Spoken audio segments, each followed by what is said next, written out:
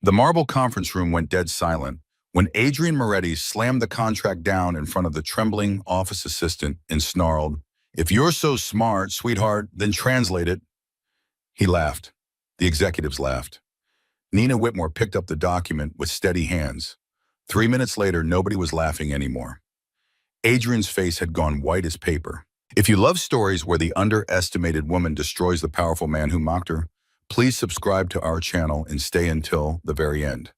And drop a comment telling me what city you're watching from. I read every single one. Nina Whitmore had learned a long time ago that being invisible was a kind of armor. At 26 years old, she walked through the gleaming lobby of Moretti Imports and Logistics every morning at exactly 6:45, 15 minutes before anyone important arrived. She wore the same 3 blazers in rotation, kept her chestnut hair pulled back in a low knot, and never ever made eye contact with the men in the $1,000 suits. That was the rule. Her supervisor, Margaret, had spelled it out on her first day 8 months ago. "You're a temp, honey. Part-time. You serve coffee, you file paperwork, you smile, and you keep your mouth shut. The men on the 32nd floor don't want to hear your opinions. They want their espresso hot and their lives uncomplicated." Got it. Nina had nodded. She needed the paycheck. Her father's medical bills weren't going to pay themselves, and the linguistics adjunct work she picked up at the community college didn't even cover her rent. So she became invisible. She memorized which executive took 2 sugars and which one took oat milk.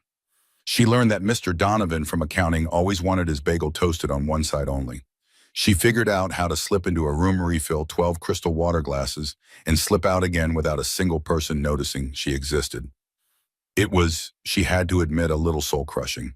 But on this particular Tuesday morning in late October, the soul-crushing routine was about to crack wide open. She was standing at the kitchenette arranging a tray of imported pastries for the 8 o'clock board meeting when she heard Margaret's heels clicking down the corridor at a panicked pace. "Nina, Nina, where are you?" "In here." Margaret rounded the corner, her face flushed, her clipboard pressed against her chest like a shield. "Change of plans. Carla called in sick. You're covering the Moretti meeting." Nina's hand froze around the silver tongs. "The Moretti meeting, you mean?" "Yes, the big one. Mr. Moretti himself. The Italian delegation flew in last night, and they're signing something major today." Margaret was already pushing the tray toward her. "Just keep the coffee flowing. Don't speak unless someone speaks to you. And for the love of God, don't drop anything." "Margaret, I've never been in a room with him before." "You've seen him in the elevator. You've seen the way he looks at people. Just remember, he's not a man you want to be noticed by. Be a ghost. You hear me? A ghost." Nina's pulse had started to drum in her throat. She'd seen Adrian Moretti exactly twice in her 8 months at the company. The first time he'd stepped into the elevator with 3 men in dark suits, and the temperature in that elevator had dropped about 10 degrees. He hadn't said a word. He hadn't needed to. Everyone else had simply stopped breathing until he stepped out. The second time, she'd been crossing the lobby with a delivery, and she'd accidentally made eye contact with him. Just for a half second, his eyes were the color of charcoal dark level, completely unreadable, and they had landed on her with the same emotional weight as if he were noting the position of a piece of furniture. She had almost dropped the delivery. Now she was supposed to walk into a room with him, with 12 men like him, and not be noticed. "Margaret, are you sure I'm—" "Just go, Nina. The meeting starts in 7 minutes. Nina picked up the tray. Her hands were shaking just slightly, just enough that the cups rattled against their saucers. She took a slow breath the way her father had taught her to breathe before a difficult oral exam. In through the nose, out through the mouth. Find the rhythm of your own heart. She walked. The conference room on the 32nd floor was bigger than her entire apartment. The ceiling was 20 feet high. The windows looked out over the entire city, and the morning sun was hitting the glass in such a way that the room glowed like the inside of a cathedral. Nina kept her head down. She placed the tray on the side table. She began arranging the cups. The Italian delegation had already arrived. 6 men, all of them in their 60s, all of them wearing watches that probably cost more than her car. They were speaking in low, rapid Italian, which Nina happened to understand fluently. Her grandmother had been from Naples, and her father had insisted she keep up the language. But she gave no sign of comprehension. She just poured espresso and kept her eyes on the rim of the cup. Then Adrian walked in. Nina felt his presence before she saw him. The whole room shifted. Conversations died in mid-sentence. The Italian men actually stood up, which in business culture was the equivalent of bowing. Adrian Moretti was 34 years old. He had black hair cut close on the sides, a jaw that looked like it had been carved out of stone, and the kind of stillness that only very dangerous men ever managed to perfect. He moved through the room without hurrying. He sat down at the head of the table. He didn't look at Nina. She poured his espresso. 2 sugars, no cream. "Gentlemen," he said in a voice that was lower and softer than she'd expected, "let's begin." For the next 40 minutes, Nina stood against the wall and tried to disappear into the wallpaper. The meeting was about a port acquisition in Genoa. That much was clear from context. The Italian men had brought a contract 43 pages single-spaced in legal Italian, and they wanted Adrian to sign it. Adrian's attorney, a sharp-faced woman named Vivian, had a translated English version in front of her. She kept tapping the 3rd page and frowning. "The translation services have given us this version," Vivian was saying, "but there are 3 clauses I'm not entirely comfortable with. Clauses 17, 22, and 31. I'd like to bring in an outside linguist before we sign." Adrian's jaw tightened. "Vivian, the signing is today. The plane back to Milan leaves at 4. "I understand, sir, but the language here, what does it say?" "In English, it appears to say that we're acquiring a 60% stake in the Genoa terminal with full operational control. But the Italian phrasing in Clause 17 has a turn of phrase I don't recognize. Subordinato a. It usually means subject to, but in some legal dialects it can imply the senior Italian man." A silver-haired gentleman named Signor Bertolini smiled benevolently and said something in Italian to his colleagues. Nina, standing 5 feet behind him with a coffee pot in her hand, and understood every word. He had said, "The American doesn't read Italian. By the time he understands what he signed, the ships will already be ours." The other Italians had chuckled. Nina's hand tightened on the handle of the coffee pot. She felt the blood rise into her face. She felt something else too. Something hot and slow burning that she hadn't felt in a long time. Her father called it the burn. The thing that happened when you watched someone get cheated and you knew the truth and you couldn't stay quiet. She tried to stay quiet. She really did. Vivian was still talking. "Sir, I'm asking for 48 hours to bring in a forensic translator. Just 48 hours. Adrian leaned back in his chair. His eyes were dark and tired. "Vivian, this deal has been on the table for 9 months. We don't have 48 hours. Signor Bertolini spread his hands and smiled. "Mr. Moretti, please. We are gentlemen. The contract is exactly as the translation states. You have my word." Nina, still holding the coffee pot, looked at her shoes. "Don't," she told herself, "don't say a word. You will lose your job. You will lose the medical insurance. You will not be able to afford your father's neurologist next month. Do not open your mouth." And then Adrian did the thing. He turned his head, just slightly, just enough to glance at the woman standing against the wall holding the coffee pot. His eyes were sharp and amused and a little bit cruel. "You," he said. Nina froze. "Sir, what's your name?" "Nina, sir, Nina Whitmore." "Nina," he said the name like he was tasting it. "You've been standing there with your eyebrows up for the last 5 minutes. You look like you have an opinion." The room went very still. Vivian shot her a look of pure horror. The Italians turned in their chairs, surprised, looking at Nina for the first time. Nina forced herself to smile. I don't have an opinion, sir. I'm just here to pour the coffee." Adrian's mouth did something that wasn't quite a smile.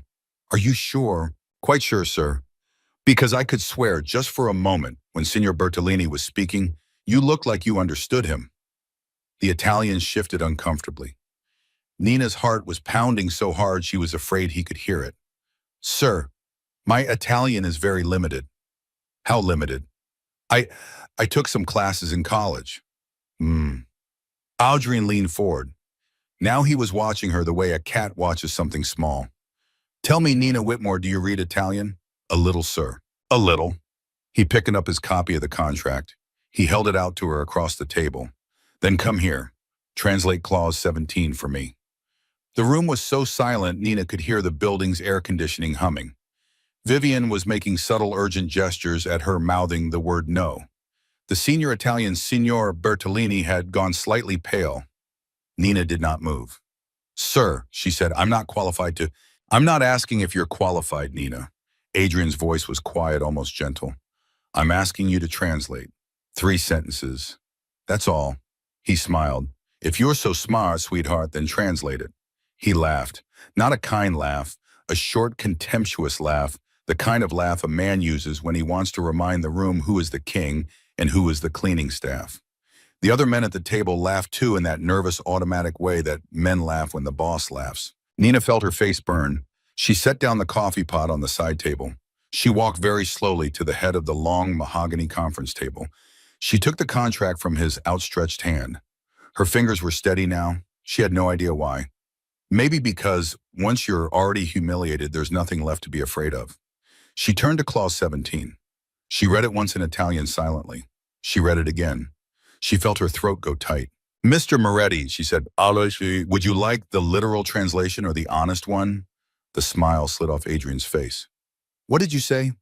I said, Nina repeated in the calm, precise voice she used when she lectured undergraduates. Would you like the literal translation or the honest one? They are not the same thing. Vivienne's mouth had fallen open. Signor Bertolini had gone from pale to gray. Adrian stared at Nina for a long moment. Something had changed in his eyes. The cruel amusement was gone. In its place was something sharper. Something almost interested. Both, he said quietly. Give me both. Nina nodded. She held up the page. The literal translation reads as follows. The buyer shall acquire 60% of the operational shares in the Port of Genoa terminal facility, subject to the continued cooperation of the existing managerial board. She paused. That is what your English translator wrote. That is what your attorney has been reading. That is what Signor Bertolini is asking you to sign. Adrian's jaw flexed. And the honest translation? Ian. Nina looked down at the page. She looked up at him. The honest translation, Mr. Moretti, is this. The buyer shall acquire 60% of the operational shares of the Port of Genoa terminal facility. However, she let the word hang in the air. However, this acquisition shall be subordinate to the continued goodwill of the existing managerial board, who retain the unilateral authority to revoke operational control at any time for any reason without compensation and without recourse. Silence. Absolute ringing silence. Nina kept her eyes on the contract. She didn't dare look at Signor Bertolini. She didn't dare look at Adrian. In other words, sir, she said, the word you've translated as cooperation is cooperazione. But the word actually used in this clause is benevolenza. Goodwill. It's a deliberate choice. Cooperazione implies a contractual obligation. Benevolenza implies a favor that can be withdrawn at the discretion of the giver. You're not buying 60% of a port. You're buying 60% of a permission slip. They can take it back anytime they want. The silence in the room had changed quality. It was no longer the silence of a meeting. It was the silence of a courtroom waiting for a verdict. Adrian did not move. He didn't blink. He just looked at Nina Whitmore. Nina the coffee girl.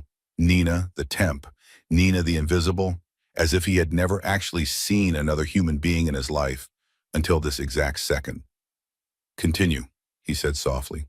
Sir, clause 22, read it. Nina's hands trembled just barely. She turned the page. She found clause 22. She read it, and what she read made the skin on her arms go cold. Mr. Moretti, she said slowly, before I read this one out loud, are you sure you want me to? I'm sure. Sir, this clause, Nina hesitated. She glanced for the first time at Signor Bertolini. The old Italian gentleman was no longer smiling. He was looking at Nina with an expression that contained no warmth, no benevolence, no goodwill. It was the look of a man watching a small animal walk in front of a moving truck. In Italian, very softly, so softly that only Nina could hear, he said, Ragazza, sta attenta a quello che dici. Girl, be careful what you say. Nina's spine went rigid. She turned back to Adrian Moretti. She held his gaze. And for the first time in 8 months of being invisible, she let someone actually see her. Sir, she said, clause 22 specifies the terms of dispute resolution. The English translation states that any disputes will be resolved by an independent arbitrator in a neutral jurisdiction. Yes, The Italian text says un arbitro neutrale di nostra scelta. Translate, a neutral arbitrator of our choice, their choice. Not a mutually agreed party, not an independent body, a judge they pick, in a city they pick, under laws they pick. She set the contract down on the table. Her hands were perfectly still now. Her voice was perfectly level. Mr. Moretti, this isn't a contract. This is a trap. You sign this and within 6 months you'll have paid them $400 million for a port you don't actually own, that you can't actually operate with a dispute clause that prevents you from suing them in any court that would rule fairly. You'll be locked out, you'll be silenced, and you'll have no legal recourse anywhere on earth. Adrian Moretti did not move a single muscle. The Italian men were looking at each other. Signor Bertolini had laid both hands flat on the conference table. Nina took a small step back from the table. She didn't know what she had just done. She only knew that she had done it, and there was no taking it back, and her father had taught her many things, but he had never taught her how to walk back into being invisible after a moment like this. That's all, sir, she said quietly. That's clause 22. Vivian had not breathed in approximately 90 seconds. Adrian finally moved. He lifted one hand. He pressed his fingertips against his mouth slowly, the way a man does when he is making a very serious decision in real time. He did not look at the Italians. He did not look at Vivian. He did not look at the contract. He looked at Nina. And in that look, Nina Whitmore understood with a sinking electric certainty that something in her life had just irrevocably changed. She had spent 8 months making sure this man never noticed her existed. He was noticing her now. He was noticing her completely. Signor Bertolini, Adrian said without taking his eyes off Nina, I think we'll be postponing today's signing. Bertolini began to protest in rapid Italian. Adrian held up one finger. Just one. And the old man stopped talking. I'd like everyone except Miss Whitmore to leave this room, Adrian said. His voice was very quiet. Right now, please. Vivian stood up slowly, gathering her papers. The Italian delegation rose more slowly still, their faces tight with anger and something that might have been fear. Signor Bertolini was the last to leave. As he passed Nina, he leaned in close enough that she could smell his cologne, and he murmured in Italian 4 words that her father had taught her never to forget the meaning of. You have made enemies. Then he was gone, and the heavy mahogany door closed behind him with a soft final click. Nina was alone in the conference room with Adrian Moretti. He was still sitting at the head of the table. He was still watching her with that strange, sharp, completely unfamiliar expression. He gestured slowly to the chair beside him. Miss Whitmore, he said, sit down. Nina did not sit. Sir, she said, if I'm going to be fired, I'd rather just sit down, Nina. His voice wasn't loud, it wasn't unkind, but it had iron in it, and Nina felt her knees move before her brain made the decision. She sat. Adrian Moretti studied her in silence for a long, long moment. Long enough that the city outside the window seemed to dim. Long enough that Nina could hear her own heartbeat in her ears. Then finally he leaned forward. He folded his hands on the polished wood, and in the softest voice she had ever heard him use, he asked her one single question. Now, he said, who exactly are you? Nina's mouth went dry. She had practiced over the past 8 months an entire repertoire of safe answers. Answers that revealed nothing. Answers that kept her invisible. I'm just a temp, sir. I'm just here to help. But Adrian Moretti was watching her with an attention so total, so undivided that she understood instinctively that none of those answers would work on him. He would see through them in a single breath. He had built an empire by seeing through people. So she told him the truth. My name is Nina Whitmore, she said. I'm 26. I have a master's degree in comparative linguistics from Columbia. I speak 6 languages fluently, and I read 3 more. I'm working as a coffee girl in your office because my father has early onset Parkinson's, and his medications cost $4,000 a month, and the adjunct teaching jobs I qualify for don't come with health insurance. She paused. She made herself meet his eyes. That's who I am, sir. Adrian did not react. He didn't smile. He didn't frown. He just absorbed the information the way a stone absorbs rain. 6 languages, he repeated. Yes, sir. Which ones? English, Italian, French, German, Spanish, and Russian. And the 3 you read, Latin, Mandarin, and Arabic, but only formal written Arabic, not conversational. Adrian's mouth twitched. It wasn't a smile exactly. It was something closer to recognition, the way a hunter recognizes a track in the snow. Columbia, he said. Master's degree. Yes, sir. Why are you carrying a coffee tray in my building, Miss Whitmore? Nina felt her throat tighten. She had been asked this question in various forms by various well-meaning people for 2 years now. She had a polite answer. She gave it. Because the academic job market collapsed in 2023, sir. Because tenure-track positions in the humanities have a 5% acceptance rate, and most of them require a PhD. Because I had to choose between finishing my doctorate and paying for my father's neurologist, and I chose my father. She heard her voice catch just slightly on the last word. She hated that. She straightened her shoulders. It's not a tragedy, sir. People make harder choices every day. Adrian said nothing for a long moment. Then he stood up. He walked slowly to the window. He stood with his back to her, his hands in his pockets looking down at the city below. Nina did not know what he was thinking. She did not know if she was about to be sued or arrested or simply forgotten. She sat very still and waited. When he finally spoke, his voice was different, quieter, more careful. Miss Whitmore, do you understand what you just did? Sir, in that meeting, do you understand what you just did? Nina hesitated. I told you the truth about the contract, sir. You did more than that. Adrian turned slowly to face her. You just cost the Bertolini family approximately $400 million in 10 minutes with a coffee pot in your hand. Nina's stomach dropped. Sir, I didn't mean to. I'm not angry, Miss Whitmore.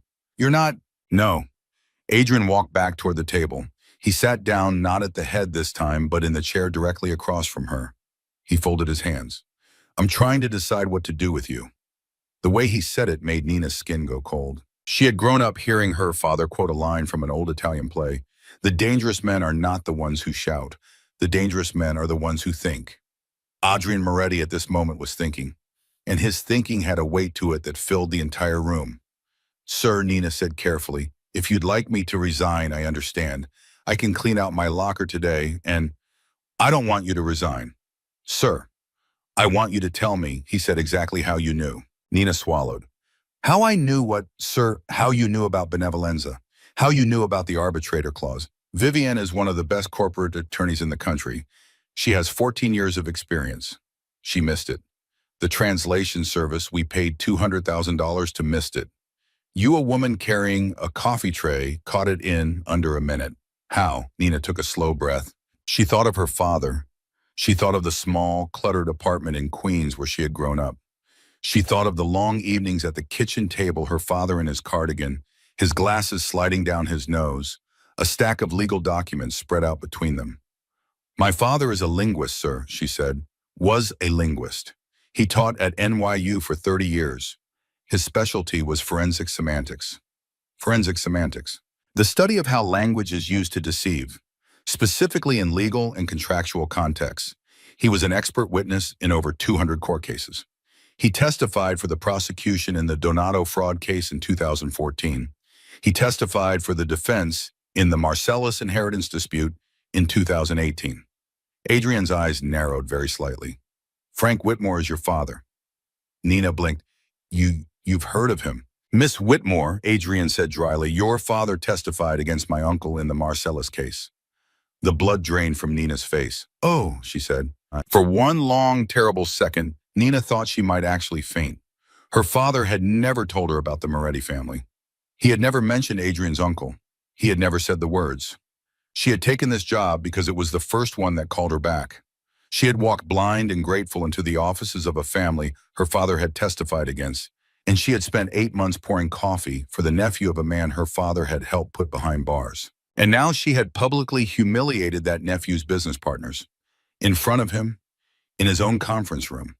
Mr. Moretti, she whispered, I swear to you, I didn't know. I would never have applied here if I... Sit down, Miss Whitmore. Sir, sit down. She sat. She had never actually stood up. She sat anyway more firmly, as if pressing herself into the chair could keep her from disappearing entirely. Adrian watched her for another long moment, and then to her absolute astonishment, he laughed. It was a small laugh, dry and surprised, the laugh of a man who had been ambushed by his own day. He shook his head. Of all the women in New York, he said, the daughter of Frank Whitmore is carrying my coffee. Sir, I'll resign immediately. I never meant to. You will not resign. But, sir, Miss Whitmore. Adrian leaned forward, his charcoal eyes locked onto hers. Whatever your father did or did not do to my uncle is between him and the federal court system. It has nothing to do with you. And it has nothing to do with the fact that you just saved me $400 million. Nina's mouth was open. She closed it. Now, Adrian continued, I'm going to ask you a question, and I want you to answer carefully. Do you want to keep working for me? Sir, I need this job, but That's not what I asked. Sir, I asked if you want to keep working for me, not if you need the money. I know you need the money. I'm asking you, Nina.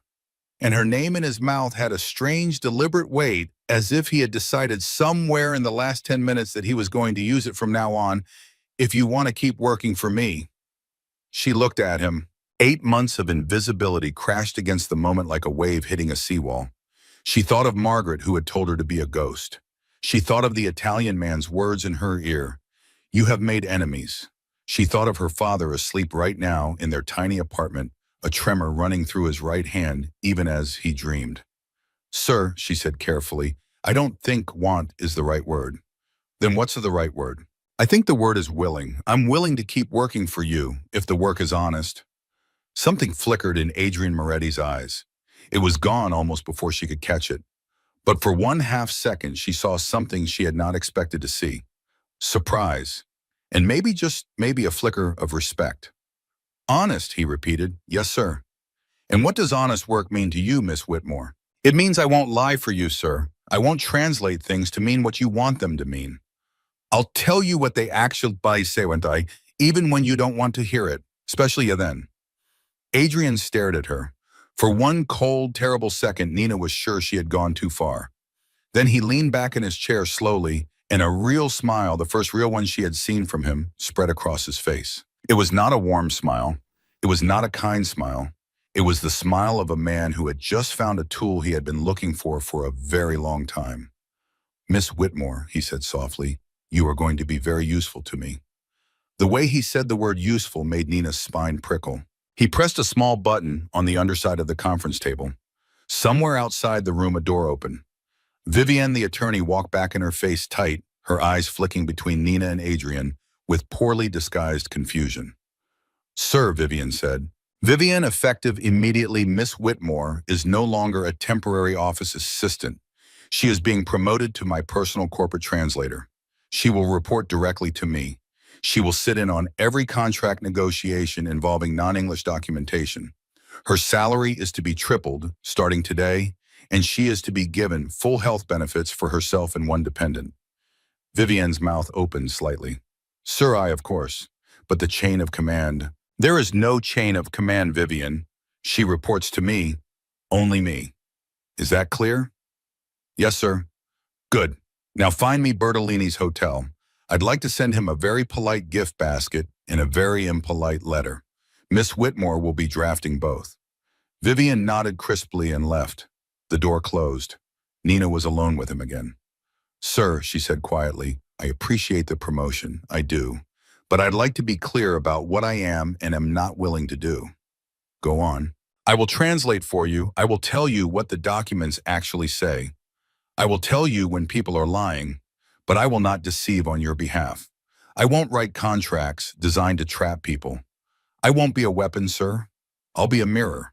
There's a difference. She had no idea where the courage was coming from. Her hands under the table were shaking, but her voice was steady. Adrian looked at her for a long, considering moment. A mirror, he repeated. Yes, sir. Miss Whitmore, do you understand the kind of business I am in? I have an idea, sir. Tell me. Nina hesitated. She thought of her father's testimony in the Marcellus case. She thought of the rumors that drifted through the office like cigarette smoke. She thought of the men in dark suits in the elevator. I think you do many things, sir. Most of them are legal. Some of them are not. I don't ask. I don't want to know. I just want to do my work. Adrian laughed again, that small, dry laugh. An honest mirror that knows when not to look. You really are your father's daughter. Yes, sir, Nina said. I really am. He tilted his head. And if I asked you to compromise that just once, just on something small, then I would say no, sir. And if I made the consequences of saying no very, very expensive, Nina felt the air go thin. She thought of her father. She thought of his medications. She thought of the way his hand trembled around his morning coffee cup. She thought of the small mercies, the second-hand armchair. He loved the radio. He listened to the book she still read aloud to him on Sunday afternoons because his eyes got tired so quickly now. She thought of all of it, and then she answered, "Then I would still say no, sir, and I would walk out of this building, and I would find another job. It might be a worse job, but it would still be mine." Silence. Adrian Moretti studied her with the kind of patient, calculating attention that had probably ended marriages and broken men. Nina did not look away. Finally, he nodded. "Very well," he said. "An honest mirror. A no, that means no. I accept your terms, Miss Whitmore, for now." He stood up. The meeting evidently was over. "Vivian will arrange your new office and your new contract. Be back here at 2 o'clock this afternoon. We have work to do." "Yes, sir." She rose. She turned to leave. She was almost at the door when his voice stopped her. "Nina," she turned. "I knew you understood Italian," he said softly from the moment Bertolini made his joke. Your face moved, just a little, just for a second. Most people would have missed it. I didn't. Nina's stomach turned over. "Why did you make me prove it then, sir?" she asked. "Why didn't you just ask me?" Adrian smiled. It was a thin knife-edged smile. "Because I needed to see Miss Whitmore what kind of woman you are when a powerful man laughs at you in a room full of his subordinates. I needed to see if you would shrink, or if you would cut." He picked up his coffee cup. He took a slow sip. "You cut. That's good. That's exactly what I needed to know." He set the cup down. "Welcome to your new job, Miss Whitmore." Nina walked out of the conference room on legs that did not entirely feel like her own. The corridor was empty. The Italian delegation had been escorted from the building. Vivian was nowhere in sight. Nina made it to the elevator, pressed the button, and stood waiting in the silence with her heart pounding so hard she could feel it in her teeth. When the elevator arrived, she stepped inside. She pressed the button for the lobby. She watched the numbers count down, 32, 31, 30, and somewhere around floor 28, the full weight of what had just happened landed on her. She had a real job now, a real salary, health insurance. Her father's medications would no longer be a monthly emergency. She could afford his neurologist. She could afford a new wheelchair. She could afford to breathe. She had also, in the span of one morning, become the personal asset of a man who watched people the way other men watch chess pieces. A man who had tested her with public humiliation just to see if she would break. A man whose uncle her father had testified against in federal court. She thought about Bertolini's words, "You have made enemies." She thought about Adrian's words, "I'm trying to decide what to do with you." She was halfway across the lobby when her phone buzzed in her pocket. It was a text from a number she did not recognize. "Welcome to your new role, Miss Whitmore. Car will pick you up tomorrow morning at 7 o'clock sharp. Be ready." A.M. Nina stared at the screen. Her hand was shaking again, but for a different reason now. She typed back, "How did you get this number, sir?" 3 dots appeared instantly. Then a reply, "I had it before you walked into the meeting this morning." Nina read the message 3 times. The lobby felt colder than it had a moment ago. She put the phone away. She walked out of the building. The October air hit her face cold and bright, and for a long minute she just stood on the sidewalk watching the yellow cabs roll past, trying to slow her own breathing. Her father's voice came back to her then, the way it always did when she needed it. Something he had said to her years ago when she was struggling through a difficult case study in his office at NYU. "Nina, listen to me. Powerful men do not give power away, they lend it. And the moment you forget that you become their property, promise me you'll remember." She had promised. She had promised at 14, sitting on his desk in her school uniform, swinging her legs. She had promised at 22, the day she'd accepted her first real job. And she promised again now, standing on the sidewalk outside Moretti Imports and Logistics on the strangest morning of her adult life. She closed her eyes. She breathed in. She breathed out. "I remember, Dad. I remember." When she got home that night, her father was awake. He was sitting in his armchair by the window, the way he always was, a book open on his lap that he had probably stopped reading hours ago because his eyes had gotten tired. "Nina Bear," he said when he saw her face, "what happened?" She set down her bag. She knelt beside his chair. She took his trembling hand in hers. "Dad," she said, "I think I just got promoted." "That's wonderful, sweetheart. Where to?" She looked at him, at his thinning gray hair, at the soft, tired blue eyes that had taught her all her life how to read between the lines. "Dad," she said carefully, "have you ever heard of the Moretti family?" The book slid very slowly off her father's lap and hit the floor. He didn't pick it up. "Nina," he said in a voice that was suddenly not tired at all. "Nina, what have you done?" Nina did not move. Her hand stayed wrapped around her father's, and she could feel the small, constant tremor of his fingers against her palm. "Dad," she said carefully, "what do you mean, what have I done?" Frank Whitmore looked at his daughter for a long time. His blue eyes, which had been soft and tired a moment ago, were sharp now. Sharp in a way Nina had not seen them in years, not since the last time he had taken the witness stand. "Nina Bear, tell me exactly what happened today. Don't leave anything out." So she told him. She told him about the meeting, about Bertolini's joke in Italian, about the contract, about the way Adrian Moretti had laughed at her and the way she had not been able to stay quiet. She told him about benevolenza. She told him about Clause 22. She told him about the way the room had gone silent and the way Adrian had said her name like he was tasting it. She told him about the promotion, the triple salary, the health benefits, and she told him about the text message and the line that had stopped her cold on the sidewalk. "I had it before you walked into the meeting this morning." Frank Whitmore listened to all of it without saying a word. When she was finished, he sat back in his armchair, and he closed his eyes, and he was silent for so long that Nina began to wonder if he had fallen asleep. Then very quietly he said, "Get me my address book, the leather one, in the bottom drawer of my desk." "Dad." "Just get it, Nina." She went into his small study. She pulled open the bottom drawer. The leather address book was wedged underneath a stack of old academic papers. She brought it back. He took it with both hands. His tremor made the pages flutter. He thumbed through it slowly until he found a page near the back. He pulled out a single piece of paper that had been folded twice into a small square. "Dad, what is that?" "Sit down, Nina." She sat on the ottoman in front of his chair. He unfolded the paper. It was a photograph, black and white, old, probably from the early 2000s. It showed three men standing in front of a building Nina did not recognize. One of them was much younger, but unmistakably her father. The man in the middle was older, heavy-set, with thick silver hair. The third man on the right was tall and thin and wearing a dark coat.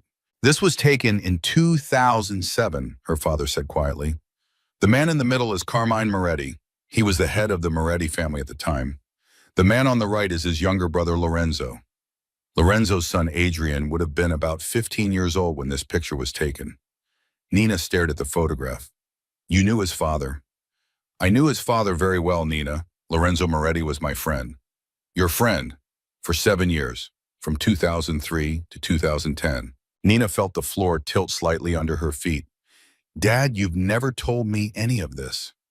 "There's a reason for that, sweetheart." "What reason?" Frank Whitmore looked at her for a long moment. Then he refolded the photograph slowly and slid it back into the address book. "Lorenzo Moretti hired me in 2003 to consult on his contracts. He was the only one in his family who actually wanted his deals to be clean. He was the lawyer of the family, the one who kept everything legal, the one who pushed back against his older brother. He paid me to read every major Moretti contract from 2003 to 2010 and to flag anything that looked dishonest. Most of what I flagged came from Carmine. Lorenzo would push back and Carmine would back down. That was how the family worked. The older brother had the power, but the younger brother had the brains. What happened in 2010? Lorenzo died, Nina. How close? A car accident on the West Side Highway. They said the brakes failed." Nina's stomach tightened. "Dad, I know what you're thinking. I thought it too. I never had any proof. But Lorenzo had been pushing back hard against Carmine that year, and 3 months before he died, he told me he was thinking of taking the family in a different direction, a legal direction. He said his son Adrian was going to inherit everything someday, and he didn't want Adrian to inherit a war. And then he died. And then he died." Frank's voice was very quiet. "And 4 years later, Carmine got tangled up in the Marcellus inheritance dispute, and the prosecution called me to the stand because I had the documentation. Every Moretti contract from 2003 to 2010 had passed through my hands. I had notes on all of it. I had to testify Nina. The subpoena left me no choice. Did Carmine go to prison? He did, 8 years. He died there in 2019. Nina pressed her hands against her temples. She felt like the room was spinning very slowly around her. Dad, Adrian Moretti, the man I'm working for, does he know who you are? Nina Bear, of course he knows. How do you know that? Because Adrian Moretti is Lorenzo's son, and Lorenzo loved that boy more than anything in this world. Lorenzo used to bring Adrian to my office when he was a teenager. He would sit in the corner and read while we worked. He was a quiet, smart boy with sad eyes. He knew me, Nina. He knew my face. He knew my name. And he certainly knows your last name. The floor was no longer tilting. The floor had simply dropped out from underneath her entirely. You're telling me, Nina whispered, that Adrian Moretti hired me on purpose. I'm telling you that no man like Adrian Moretti accidentally hires the daughter of Frank Whitmore, Nina. And no man like Adrian Moretti has your phone number before you walk into a meeting. He's been watching you. Probably for months. Nina's hands had started to shake. Why? Why would he do that? That, sweetheart, is what we need to figure out, and quickly. Frank Whitmore set the address book on the side table. He took both of his daughter's hands in his. His grip was weaker than it used to be, but it was firm enough to steady her. Nina, I need you to listen to me very carefully. There are 2 possibilities here. Okay? The first possibility is that Adrian hired you because he wanted to keep an enemy close. His father's friend's daughter working for the man whose uncle my testimony helped in prison. He wants to know what you know. He wants to know what you might do. He wants leverage. And the second possibility, Frank's eyes softened just slightly. The second possibility is that Adrian hired you because you are the only person in his world who has a connection to his father. The good father, the one who loved him, the one who tried to make things clean before the brakes failed on the West Side Highway. Nina closed her eyes. Dad, which one do you think it is? I don't know, Nina. I haven't seen Adrian Moretti in 16 years. I don't know what kind of man he became. But I will tell you this. Whichever one it is, the calculator or the orphan, you cannot let him think you are afraid of him.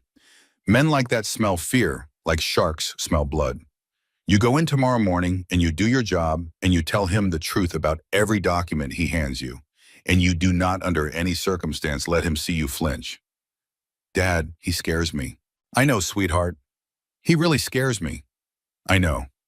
She sat with him for a long time after that on the ottoman by his chair the way she used to sit when she was a little girl. He stroked her hair with his shaking hand. Neither of them said anything for a while. Eventually he said, Nina. Yeah, Dad. Tell me about the Bertolini contract again.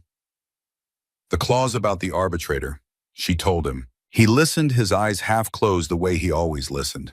When she was finished, he made a small, satisfied sound in his throat. You did good work today, Nina Bear. Dad, I might have gotten myself killed today. No, you know, he said gently. If Adrian Moretti wanted you dead, you would already be dead. He has a use for you. We just need to figure out what it is before he uses you up. She slept badly that night. She dreamed of Italian men with silver hair, in conference rooms with no doors, and her father sitting in a witness stand looking very old and very alone. She woke at 5:45 in a cold sweat, and she lay in bed staring at the ceiling for 10 minutes before she made herself get up. At 7 o'clock sharp, a black town car pulled up outside her apartment building. The driver, a heavy-set man in his 50s with a gray mustache, opened the rear door for her. Miss Whitmore, I'm Salvatore. I'll be driving you from now on. From now on? Yes, ma'am, Mr. Moretti's instructions. Every morning at 7, every evening at whatever time you finish. Nina got into the car. The leather was soft. The interior smelled of expensive cologne and faintly of cigar smoke. She set her bag on the seat beside her and watched the city slide past the tinted windows. Salvatore, she said carefully after a few minutes. How long have you worked for Mr. Moretti? 22 years, Miss Whitmore. So you knew his father? There was a small pause. Salvatore's eyes flicked up to the rearview mirror. They met hers for a moment. Yes, ma'am. I drove for Mr. Lorenzo before. What was he like? Another pause. Longer this time. He was a good man, Miss Whitmore. The best man I ever worked for. Adrian is, he hesitated. Adrian is his father's son, in some ways. In other ways, he is not. Nina looked at the back of Salvatore's head. She did not press him further. When they arrived at the building, a different floor was waiting for her.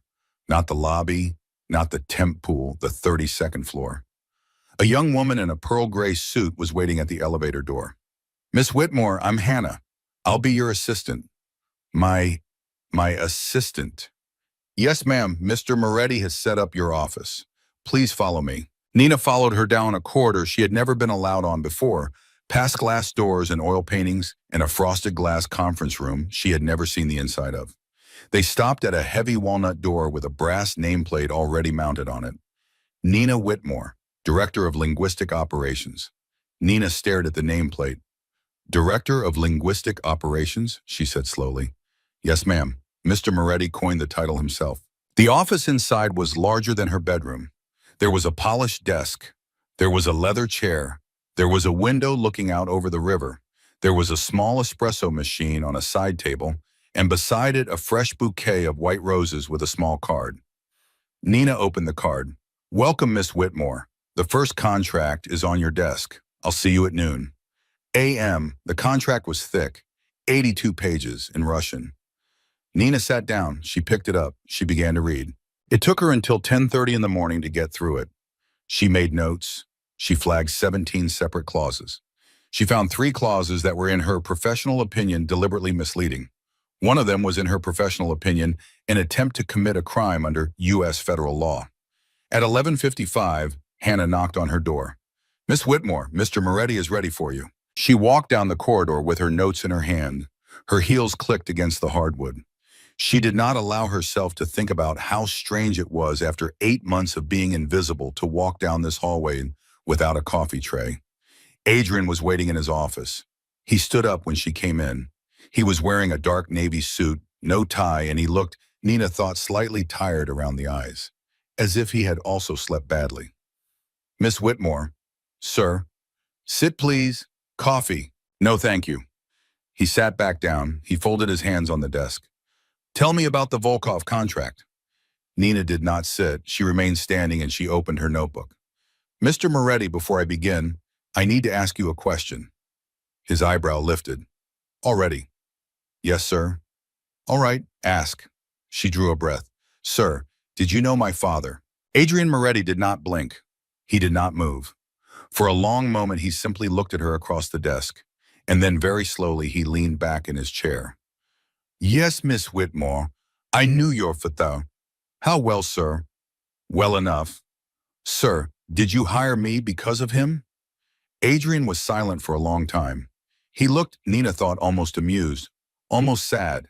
It was hard to tell with him. Miss Whitmore, sit down. I'd rather stand, sir. Sit down, please. She sat. He stood up. He walked to the window. He stood there for a long moment, his hands in his pockets, looking out at the river. When he spoke, his voice was different than it had been the day before. Quieter, more careful. Almost, Nina thought, but could not quite believe, almost gentle. Your father, Miss Whitmore, was the only honest man my father ever worked with. Did he tell you that? He told me they were friends, sir.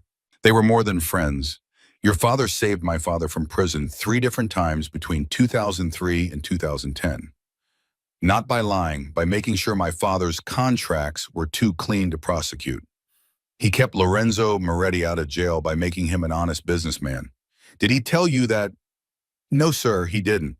He's a humble man. That's one of the reasons I respected him. Adrian turned from the window. His charcoal eyes were unreadable. When my father died in 2010, I was 18 years old. Your father was one of the few people who came to the funeral. He sat in the back. He didn't say anything to anyone. He stood by the grave for a long time after everyone else had left. I watched him from my car. I have never forgotten it. Nina did not know what to say. 4 years later, your father testified against my Uncle Carmine in federal court. The Marcellus case. His testimony was instrumental in Carmine's conviction. My uncle died in prison. Sir, my father had no choice. The subpoena. I know about the subpoena. I read the court records. I read your father's testimony. 3 times, actually. He never lied. He never embellished. He gave the court exactly what they asked for and not one syllable more. He walked back to his desk. He sat down. Miss Whitmore, my Uncle Carmine had my father killed. The room went very still. Sir, it was never proven. It will never be proven. But I knew it then and I know it now. My uncle ordered the brakes on my father's car cut on the West Side Highway in October of 2010. And 4 years later, when your father's testimony helped put my uncle behind bars, I sent him a thank you letter. Anonymously. He never knew it was from me.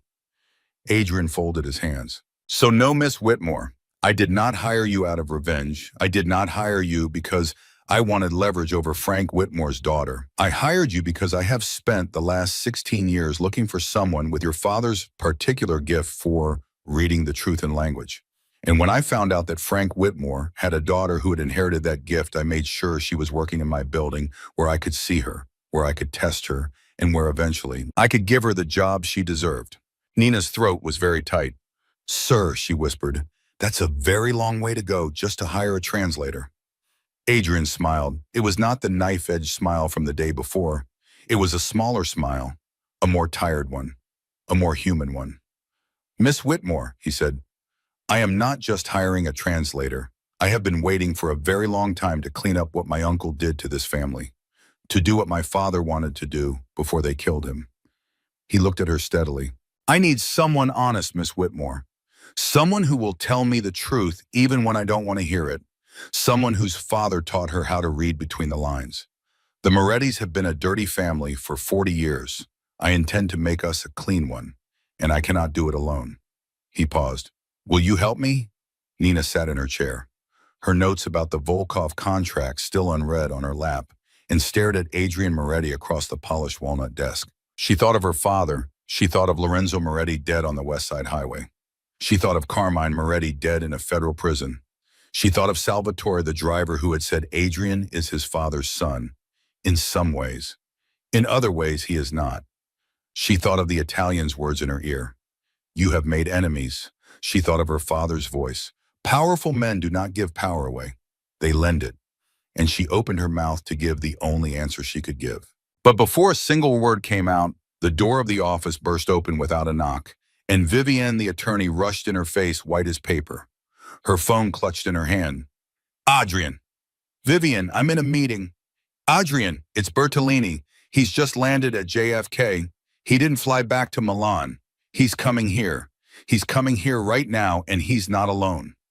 Adrian Moretti's face changed. In a single second, the man who had just spoken to Nina about cleaning up his family's name was gone. In his place was the man Nina had seen on her first day in the elevator, the one who had made the airdrop 10 degrees. How many? Adrian said quietly. 6 men, sir. Maybe more. They're in 3 black SUVs. They left the airport 10 minutes ago. Adrian stood up. He buttoned his suit jacket. His eyes flicked to Nina, and for a half second, something passed across his face that Nina did not entirely understand. It might have been concern. It might have been calculation. It might have been both. Miss Whitmore, he said, stay in this office. Lock the door behind me. Do not open it for anyone who is not me. Do you understand? Nina was already standing. Sir, what is happening? Miss Whitmore, do you understand? Yes, sir. He walked past her toward the door. Vivienne followed. At the threshold, Adrian paused. He did not turn around. He just spoke quietly over his shoulder. I told you yesterday, Miss Whitmore, you cost the Bertolini family $400 million. He stepped through the door. It appears they would like that money back. The door closed behind him, and Nina Whitmore, alone in the office of a man whose father had been murdered, for trying to be honest, pressed the lock on the heavy walnut door with hands that would not stop shaking. Nina pressed her back against the locked door and tried to remember how to breathe. Her hands were shaking so hard she could not have held a coffee cup if her life depended on it. Her father's voice was running through her head like a broken record. Powerful men do not give power away. They lend it. Powerful men do not give power away. They lend it. She had been working for Adrian Moretti for less than 24 hours, and she was already locked in his office, while 6 Italian men in 3 black SUVs drove across Manhattan to demand $400 million from a man whose uncle had murdered his father. She pulled out her phone with trembling fingers. She wanted to call her father. She wanted to hear his voice. She wanted him to tell her this was all a misunderstanding, that everything was going to be fine, that she could come home and he would make her tea and they could pretend none of this had happened. But she did not call him. Because if she called him, he would worry. And if he worried, his hand would tremble worse, and his sleep would be ruined, and tomorrow he would refuse to take his afternoon medication because he would be too proud to admit he had spent the night awake. So she put the phone away. She pressed her fist against her mouth, and she made herself think. She had been told to stay in the office. She had not been told to stay useless. She walked back to the desk. She opened her notebook. She picked up the Volkov contract, the 82-page Russian document she had spent the morning translating, and she set it carefully aside. Then she pulled up the chair, turned on the desk lamp, and started looking at every other piece of paper Adrian Moretti had left on his desk. She was going to learn this man's business. She was going to learn it now. Because the Italian men were coming, and she did not know if Adrian was going to come back through that door alive. And if he didn't, she needed to understand what kind of mess she was sitting in the middle of. She read for 35 minutes. She read shipping manifests. She read board memoranda. She read 3 different contracts in 3 different languages. She read a financial summary that made her stomach flip.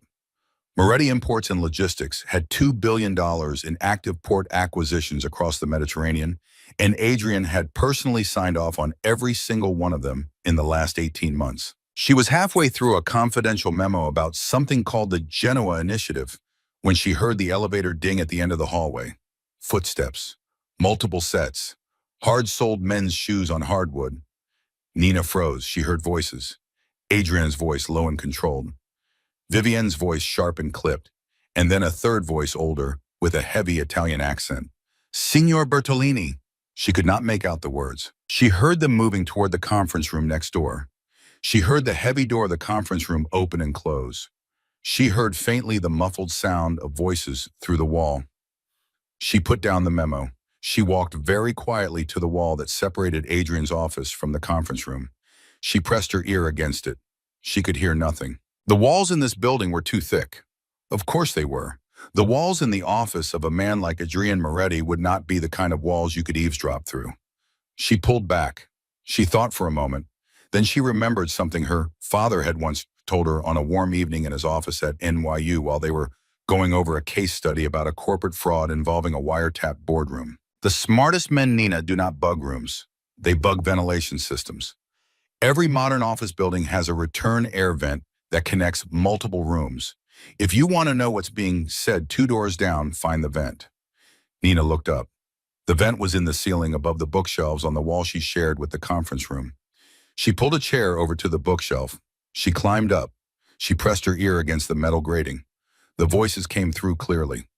$400 million, Mr. Moretti. That is the figure my family had projected from this acquisition. You have, with respect, embarrassed us.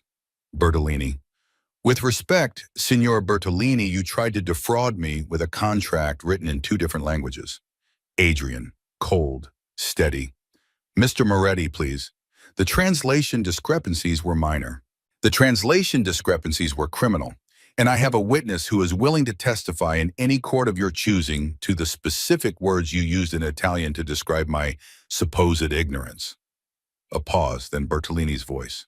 Softer now, more dangerous. Ah, the girl. Nina's stomach dropped. My corporate translator, Adrian said evenly. Yes. Mr. Moretti, we are reasonable men. There is still a way for this deal to be salvaged. We can renegotiate. We can write a new contract. But the girl, she is a problem. She has insulted my family in front of my colleagues. There must be a gesture of good faith. A longer pause. A gesture of good faith, Adrian repeated. Surely you understand, in our culture an apology must come from the source of the offense. The girl must come to Milan. She must speak with the family. She must explain herself. And then perhaps we can move forward. Nina's blood went cold. There was no version of that sentence in which she went to Milan and came back to New York alive. She knew it. Adrian knew it. Bertolini knew it. The whole sentence was a coffin built out of Italian politeness. She waited for Adrian's answer. It took him a long time to give one. When he did, his voice had a flatness to it that Nina had never heard before. Not even in the elevator on her first day. Signor Bertolini, he said, let me explain something to you very carefully so there is no misunderstanding between us. The girl, as you call her, is mine. I beg your pardon. The girl is mine. She works for me. She is under my protection. She does not go to Milan. She does not speak with your family. She does not explain herself. If you wish to renegotiate the Genoa deal, you renegotiate it with me in this room today. Otherwise, you may leave my building and you may take your insults back to your family with my regards. A long, brittle silence. Then Bertolini very softly, you are making a serious mistake, young man. Then I'll make it. The door is behind you. Nina heard chairs being pushed back. She heard footsteps. She heard the heavy conference room door open, and then she heard the steady, unhurried tread of 6 Italian men walking down the hallway and getting into the elevator. The elevator dinged. The doors closed. Silence. Nina climbed down from the chair. Her legs were jelly. She stood in the middle of Adrian Moretti's office, holding onto the back of his desk chair, and she tried to slow her breathing. A minute later, there was a soft knock on the door. Miss Whitmore? It's me. She unlocked it. Adrian Moretti walked in. He looked, Nina thought, exactly the same as he had 10 minutes ago. The same dark suit, the same calm face, the same level eyes, but there was something new at the corner of his mouth. A small, hard tightness, the kind a man wears when he is about to do something he has been putting off for a long time. He closed the door behind him. Miss Whitmore, are you all right? Sir, I heard. His eyebrow lifted very slightly. You heard. The vent. In the ceiling. I'm sorry, sir, Don't apologize. A faint smile. That's exactly what I would have done. Your father trained you well. Nina's throat was tight. Sir, they want me dead. They want a lot of things, Miss Whitmore. They are not going to get most of them. Sir, I cost you $400 million. Miss Whitmore. Adrian walked over to the espresso machine. He pressed a button. The machine hummed and began to grind. You did not cost me $400 million. You saved me $400 million. The Bertolini family was not going to make $400 million on the Genoa acquisition. The Bertolini family was going to take $400 million from me, and I would have signed the paper that let them do it. You stopped that from happening. The $400 million they think they are owed is the $400 million they were going to steal. That is not a debt. That is a tantrum. He poured the espresso into a small white cup. He brought it to her. Drink. Your hands are shaking. She took the cup. She drank. The coffee was hot and bitter and good. Some of the tightness in her chest began to ease fractionally. Sir, she said quietly, what happens now? Now, Adrian said, we go to lunch. Lunch. It's 12:45. You haven't eaten. I haven't eaten. The Bertolinis will not move against us today. They are calling Milan. They are talking to old men in Sicily. They are deciding what they want to do. That decision will take at least 72 hours. We have time. Sir, I don't think I can eat. You can and you will. Get your coat, Miss Whitmore. We have a reservation. He was already walking toward the door. She did not move. He stopped halfway across the room and turned to look at her. His face softened very slightly. It was the most human she had ever seen him look. Miss Whitmore, listen to me. I know you are afraid. I would be afraid in your position, but you cannot let the fear sit in your chest. If you let it sit, it freezes you, and we cannot afford for you to be frozen. So you are going to put on your coat. We are going to walk out of this building together. We are going to be seen in public having lunch at a restaurant where every member of every important family in this city eats. And by the time we are finished with our meal, every old man in every dark room in this city will know that Nina Whitmore is under the protection of Adrian Moretti. And then, Miss Whitmore, the people who are thinking about hurting you will think twice. Do you understand? She nodded slowly. Yes, sir. Good. Coat. She got her coat. The car ride to the restaurant was silent. Adrian did not look at his phone. He did not make calls. He did not work. He simply sat in the back of the car with her, his hands folded in his lap, and he watched the city pass. Halfway there, without turning his head, he spoke. Miss Whitmore, may I ask you a question? Yes, sir. How is your father? The question caught her so off guard that for a second she could not answer. He's okay, sir. He has Parkinson's. He has good days and bad days. The medication helps. What's his neurologist's name? Dr. Patel at Mount Sinai. Adrian nodded slowly. Dr. Patel is a competent man, but he is not the best in the country. The best is Dr. Marian Holcomb at Johns Hopkins. She runs the experimental therapy program. There is a 6-month waiting list. I know, sir. I called them last year. The waiting list and the cost. There is no waiting list anymore, Miss Whitmore.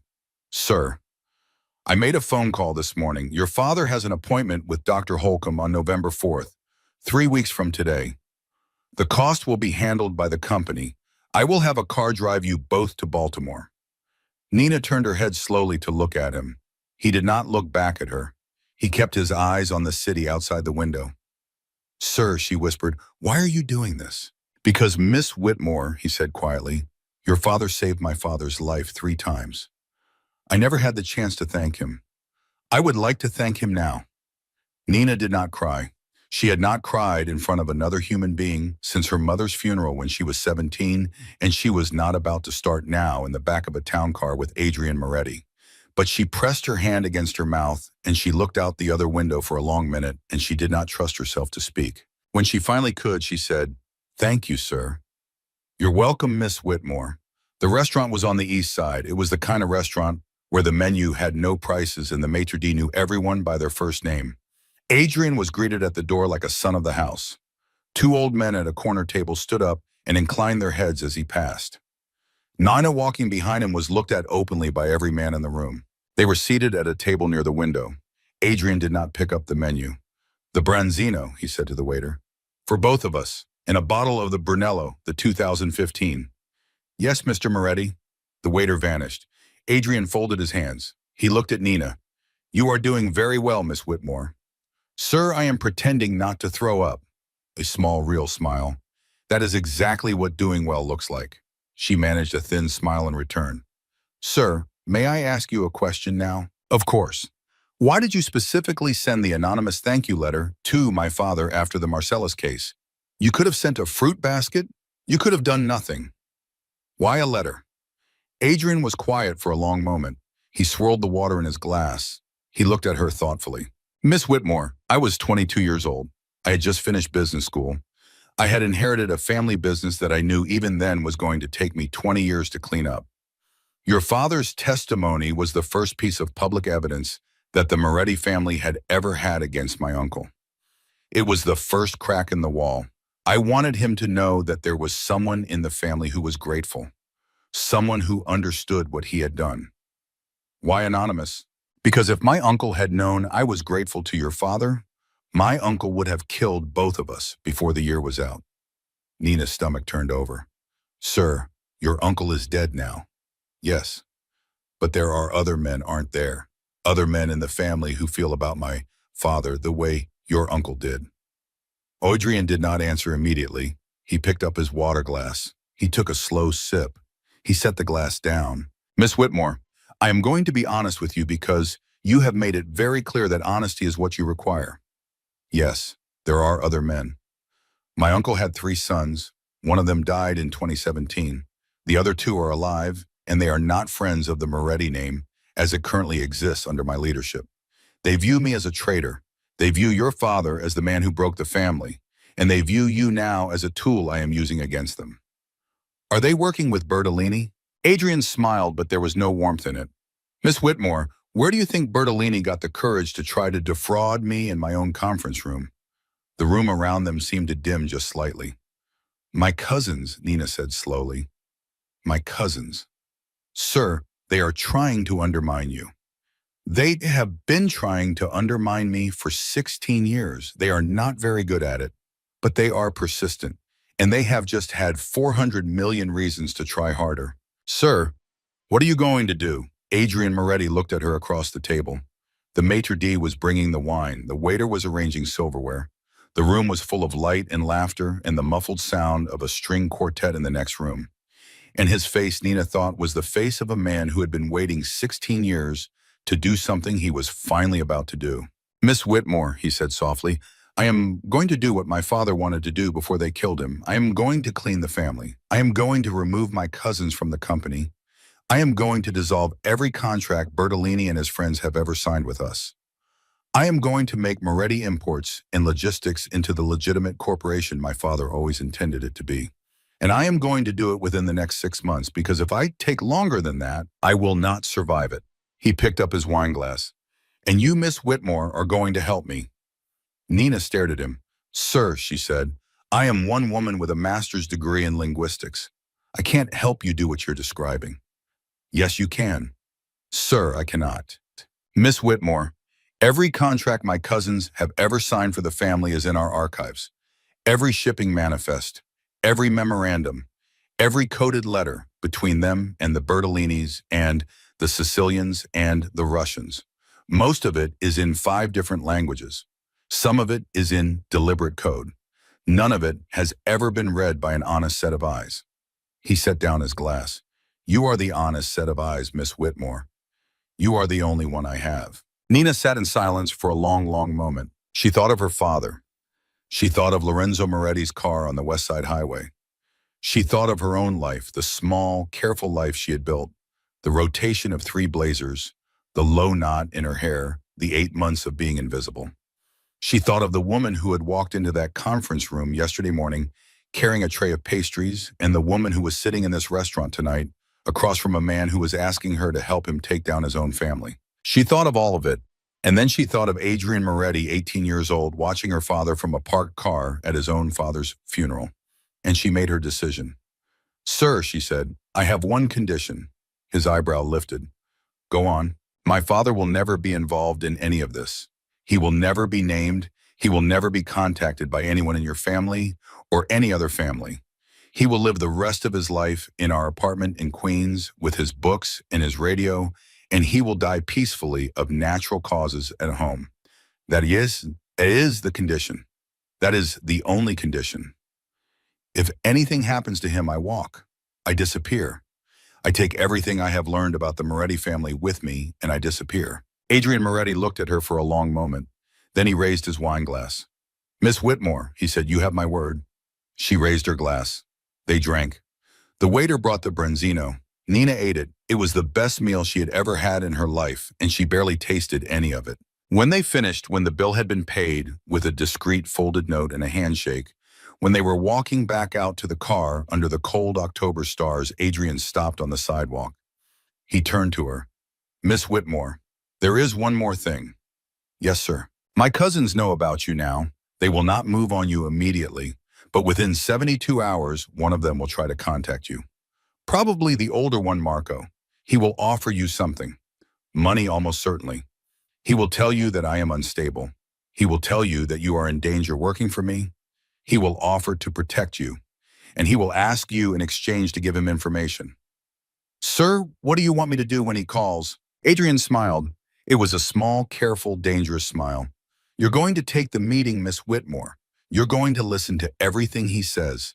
You're going to memorize his face, his words, and the names of every man in the room with him. And then you're going to come back to me, and you are going to tell me everything. He opened the car door for her. Welcome to the Moretti family, Miss Whitmore. Nina got into the car. The door closed behind her with a heavy, expensive sound. And as the town car pulled away from the curb and merged into the slow river of yellow taxis flowing down Park Avenue, Nina Whitmore looked out the window at the bright lights of the city she had grown up in, and she understood with a quiet and certain clarity that the woman who had walked into this restaurant was not the woman who was leaving it.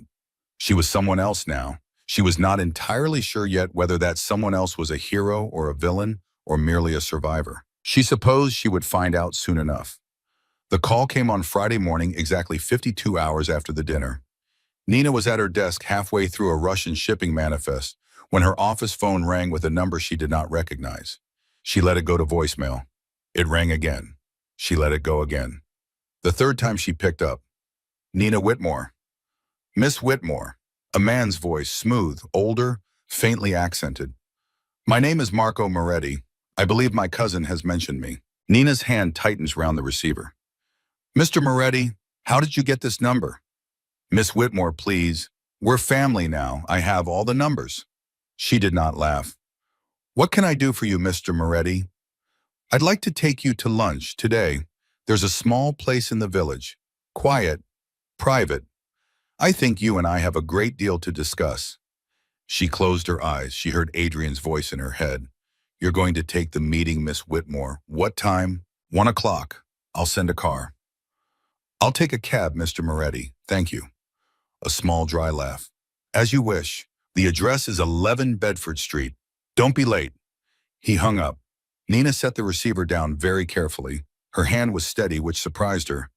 She had expected it to shake. She walked down the hallway to Adrian's office. She knocked once. She opened the door without waiting. He was on a phone call. He looked up. He took in her face.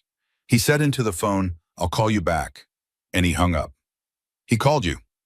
Yes, sir. 1 o'clock, 11 Bedford Street. Adrian nodded slowly. He picked up a pen. He wrote the address on a small notepad. He tore off the sheet. He folded it twice and put it in his jacket pocket. You will go, he said. You will eat.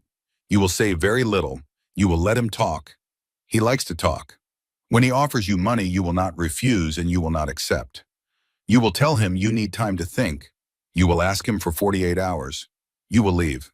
Yes, sir. Salvatore will drive you. He will wait outside the entire time. If you are inside for more than 90 minutes, he will come in for you. Do you understand? Yes, sir. Adrian stood. He walked around the desk. He stopped in front of her. For one strange, suspended moment, Nina thought he was going to take her hand. He didn't. He just looked at her with those charcoal eyes and he said, Miss Whitmore, I want you to listen to me very carefully. Marco Moretti is not a stupid man. He is a cruel man. He will say things to you that are designed to make you doubt me. Some of them will sound very persuasive. He will probably tell you that I had something to do with my father's death. He will probably tell you that I am planning to discard you the moment you have served your purpose. Sir, I am asking you, Miss Whitmore, to remember one thing. Whatever he tells you, whatever it is, you will hear it from me first if it is true, and you will hear it from him only if it is a lie. That is the agreement between us. Do you accept it? She looked up at him. Yes, sir, she said quietly. I accept it. He nodded once. Then go. The restaurant on Bedford Street had no sign. There was just a small wooden door and an Italian flag in the window. Salvatore parked across the street. Nina got out of the car. The October wind cut through her coat. She walked to the door and pushed it open. A maitre d' looked up. Miss Whitmore, Mr. Moretti is expecting you. He led her to a back room. There was one table. 3 men were sitting at it. Nina recognized Marco Moretti immediately. He looked enough like Adrian to be unsettling. The same dark hair, the same jawline, the same charcoal eyes. But where Adrian's stillness had a coiled, watchful quality, Marco's stillness had something dead in it, like a snake on a rock. He stood when she entered. The other 2 men did not. Miss Whitmore, so glad you could come. Please, sit. She sat. She did not extend her hand. He did not seem to expect her to. This is Tony. This is Vincent. They will not be joining our conversation. They are simply here to ensure our privacy. She nodded at the 2 men. Neither of them nodded back. Wine, Marco asked. No, thank you. Coffee? No, thank you. A small smile.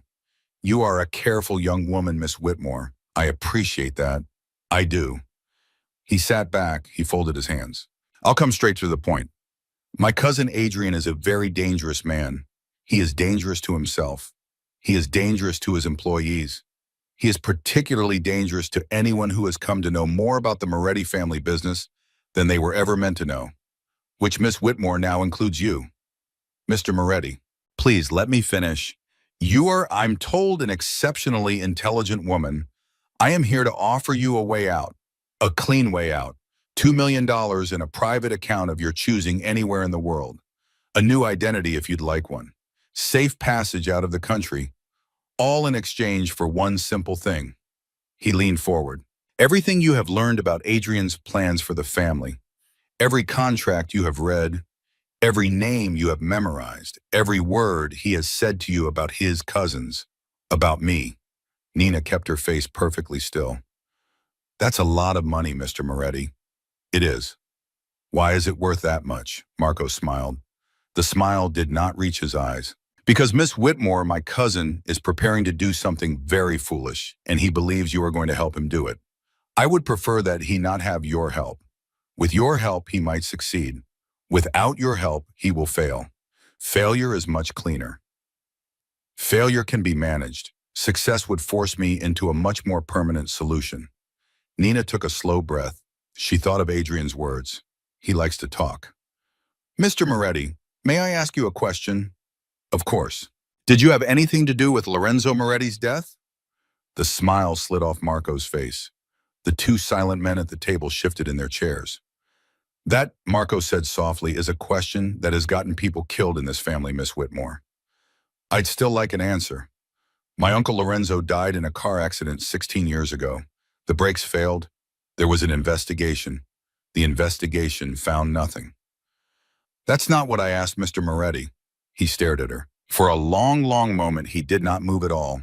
Then he laughed. It was a small, unpleasant laugh.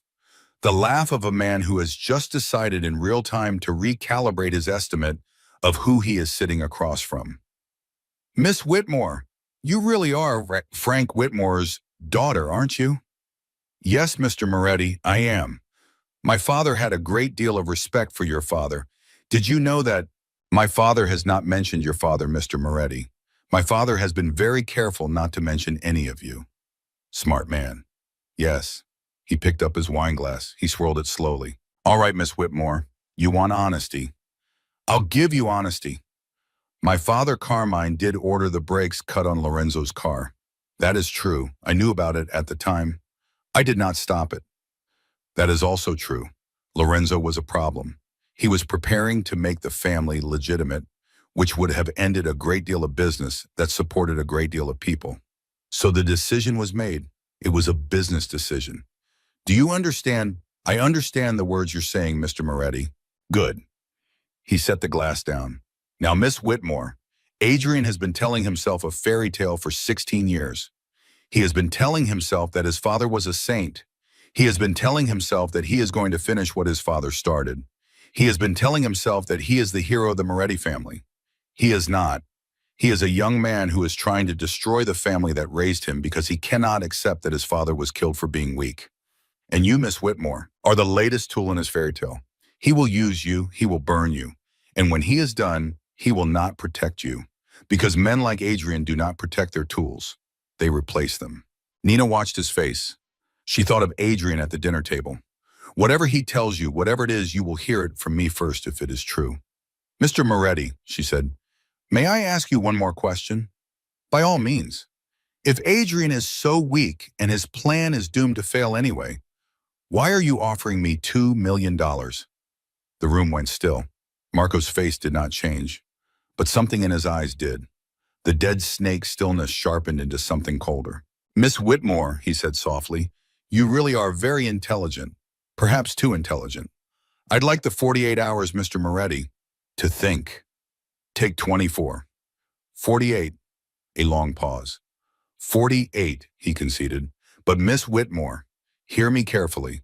After 48 hours, the offer disappears, and what replaces it will not be an offer. She stood up. Thank you for lunch, Mr. Moretti. You haven't eaten. I lost my appetite when you confessed to being an accessory to murder, Mr. Moretti. I'm sure you understand. She walked out. She did not allow herself to run, although every nerve in her body wanted to. She walked at a steady pace through the small dining room, past the maitre d', out the wooden door across the cold sidewalk, into the back of Salvatore's town car. Drive, she said. He drove. 2 blocks away, she finally let herself shake. By the time she got back to the office, she had stopped shaking. She walked into Adrian's office without knocking. He took one look at her, face ended his phone call, and stood up. Tell me, she told him. Everything. Every word. The $2 million, the threat, the casual confession to being an accessory to his father's murder. The way Marco had looked at her when she had asked the question he had not been expecting. Adrian Moretti sat in his chair while she spoke. He did not move. He did not interrupt. When she was finished, he sat in silence for a long, long moment, his hands folded under his chin. Then he said, he confessed. He confessed, sir. To you, specifically, in a private dining room, with 2 witnesses present. Yes, sir. A slow smile spread across Adrian Moretti's face. It was the smile Nina thought of a man who had been waiting 16 years to hear something and had just heard it.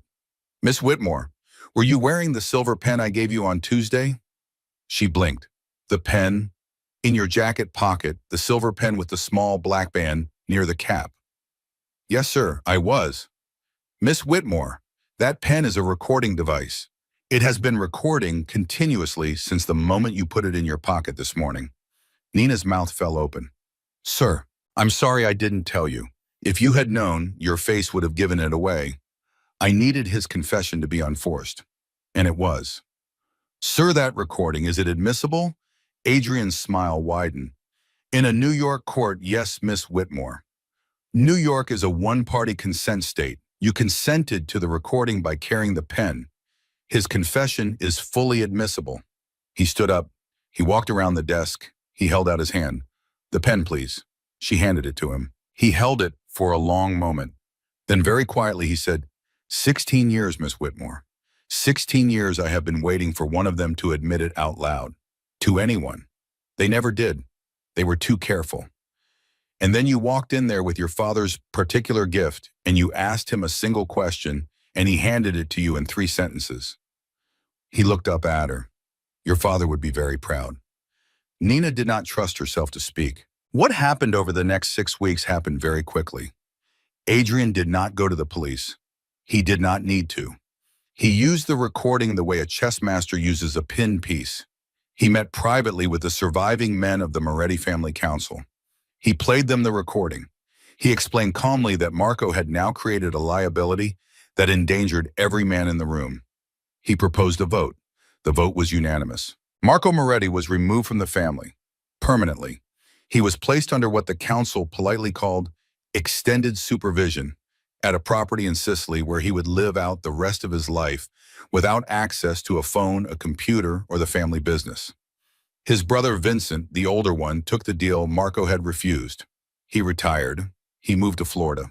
He never spoke to a Moretti again. Within 90 days, every cousin who had been working against Adrian was either retired, relocated, or dead.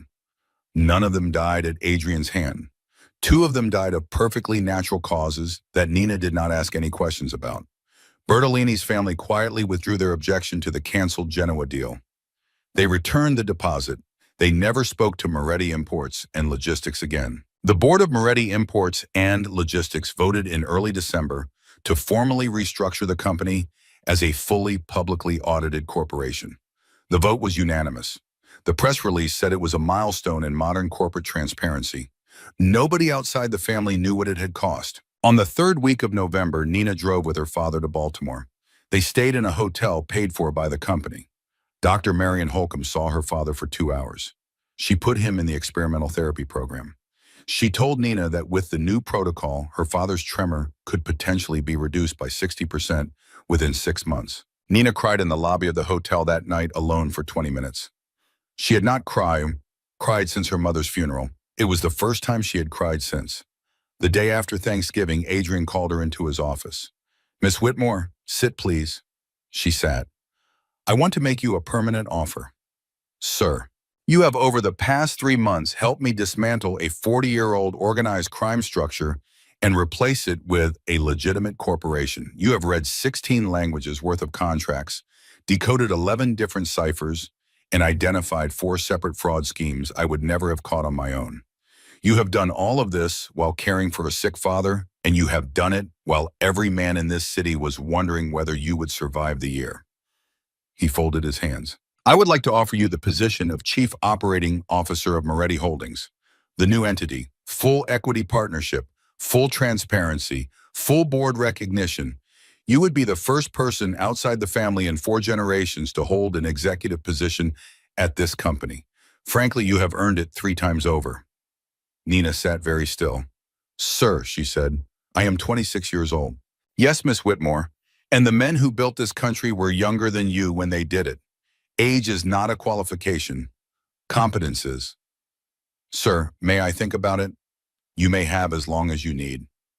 She thought about it for 3 days. She thought about it on the long subway ride from Queens. She thought about it sitting next to her father, who was reading more comfortably now that his hand had stopped shaking quite so much. She thought about it at her mother's grave on Saturday morning, where she stood in the cold and talked to the woman she had not been able to talk to for 9 years. She thought about it finally in the small kitchen of her father's apartment on Sunday evening while her father made tea. Dad?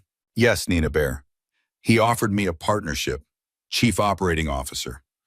I know, sweetheart. He called me last week. She turned around. He called you. He came to see me, actually, 2 weeks ago while you were at work. Dad, you didn't tell me. I wanted you to make the decision yourself. She sat down at the kitchen table. Her father set down a cup of tea in front of her. He sat across from her. He took her hand. He came to ask my permission, Nina Bear. Not for the bomb. The bomb is yours. He came to ask my permission to court you. The teacup clattered against the saucer. To Dad. He told me very plainly that he had developed feelings for you over the past 6 months that were inappropriate to act on while he was your employer. He told me that he intended to give you the partnership offer regardless of your answer to the personal question. He told me that if you took the partnership but rejected him personally, he would never bring it up again and he would respect your decision for the rest of his life. Nina's mouth had gone completely dry. Dad, what did you tell him? Frank Whitmore looked at his daughter. The tremor in his hand was small now. His blue eyes were soft. I told him, Nina, that you were not mine to give. I told him that he could ask you himself. And I told him that if he ever caused you a single moment of harm, your father might be old, but your father had testified before, and your father would testify again. She started to laugh. She started to cry. She did both at once, sitting at the smallest kitchen table in the apartment in Queens where she had grown up. Her father reached across the table and squeezed her hand. Nina Bear, listen to me. What you do next is your decision. The children, the man, all of it. I will support you no matter what you choose. But I want you to know one thing, Show. What, Dad? Lorenzo Moretti was the most decent man I ever worked with. Adrian is his son. I have watched him very carefully for the last 6 weeks, and I believe in my heart that he is his father's son, not his uncle's. There is a difference, and it matters. She went back to the office on Monday morning.